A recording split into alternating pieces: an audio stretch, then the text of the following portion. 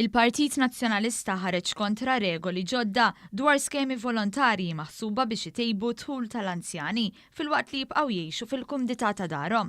L-iskema magħrufa bħala Equity Release u mħaddma f'diversi pajjiżi tal-Unjoni Ewropea diġà bdiet titħaddem mill-privat u kif imwiegħed fil-budget il-Gvern daħal biex jirregola.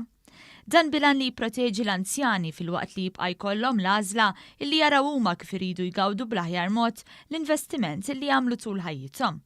Għal darb'oħra l-Gvern qed iħalli lil privat jaħdem iżda mhux jagħmel li jrid għax konxju li l-pensjonant għandu bżonn l-appoġġ u l-ħarsien tal-Istat. Fi stqarrija l-Partit Laburista qal li min għamel 25 sena fil-Gvern u ħalla l-pensjonijiet iffriżati mhux kredibbli biex jitkellem fuq il-pensjonijiet. Intqal li l-Gvern għandu pjan mifrux fuq bosta inizjattivi bilan li jsaħħaħ il-qagħda tal-pensjonanti fuq quddiem nett hemm iż-żieda fil-pensjonijiet. Fil-fatt din l-uniku miżura obbligatorja minn dan il-pjan li ra l-pensjonijiet jitjiebu għal sena wara l-oħra, imbagħad hemm numru ta' inċentivi volontarji fosthom l-Equity Release. Spjega li l-pensjonanti għandhom kull dritt li jażlu huma x'jagħmlu bil-proprjetà tagħhom u kif jieħdu l-aħjar potenzjal tagħha tul ħajjithom. Dan fl-istess ħin li jibqgħu jgħixu fiha u mhux ibijawha.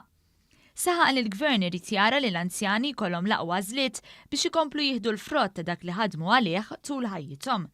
L-istqarrija temmet tgħid li l-politika tal-Partit Nazzjonalista hi politika ta' partit magħluq u staġnat illi għadu ma realizzax li l-aspirazzjonijiet tal-poplu qed jinbidlu u għal darb'oħra qed jirreżisti il-bidla pożittiva.